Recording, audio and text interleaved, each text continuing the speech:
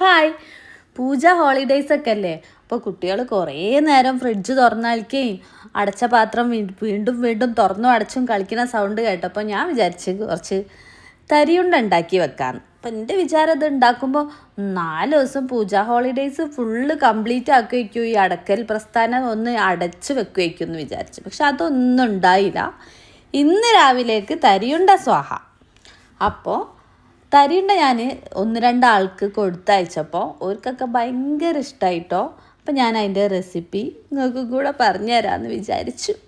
ഞാൻ ഭയങ്കര ഷെഫ് ഒന്നും അല്ല, എങ്കിലും നോക്കാം. അപ്പോൾ റവ ഞാൻ 1 കിലോ വാങ്ങി. എന്നിട്ട് അതിലോട്ട് ഇലുവിനോട് പറഞ്ഞ് തേങ്ങ ചിരണ്ടാൻ. അപ്പോൾ ഇലു അതിൻ്റെ 2 തേങ്ങ എടുത്ത് ഒന്നിൻ്റെ മൂടും ചിരണ്ടി തന്ന്, ഒന്നിൻ്റെ മുൾഭാഗവും ചിരണ്ടി തന്ന്. അതാണ് അതിൻ്റെ അളവ്. എന്നിട്ട് അത് ഞാൻ ആദ്യം ഒരു പാനിൽ നെയ്യ് ഒഴിച്ചിട്ട് ശാലു ഡയറ്റിന് വെച്ച 15 അണ്ടിപ്പരിപ്പ് എടുത്ത് അതിലേക്ക് ഇട്ടുകൊടുത്ത്.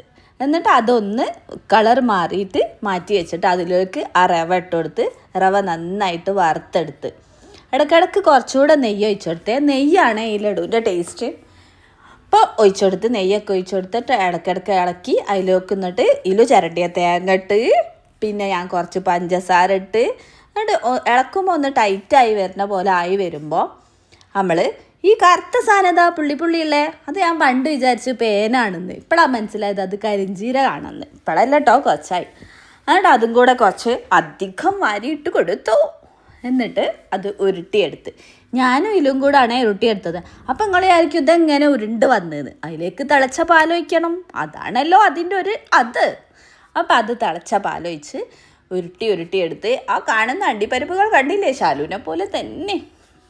എന്നിട്ട് ഞാനത് നന്നായിട്ട് ഉരുട്ടി. അങ്ങനെ അന്നത്തെ വൈകുന്നേരത്തെ ചായക്ക് ഞാനത് ഉദ്ഘാടിച്ചു കൊണ്ട് അതിൻ്റെ ഉദ്ഘാടന കർമ്മം നിർവഹിച്ചതേ എനിക്ക് ഓർമ്മയുള്ളൂ. പിന്നെ രാത്രി സിനിമ കാണുമ്പോൾ കടലൊക്കെ തിന്നണ പോലെ തിന്നുന്നത് കണ്ടു. അപ്പം നിങ്ങൾക്ക് എല്ലാവർക്കും ഇഷ്ടമായെങ്കിൽ നിങ്ങൾ വീഡിയോ ലൈക്ക് ചെയ്യണം, സബ്സ്ക്രൈബ് ചെയ്യണം, കമൻറ്റ് ഇടണം.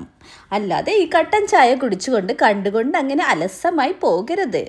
അപ്പോൾ ഓക്കെ, ബൈ.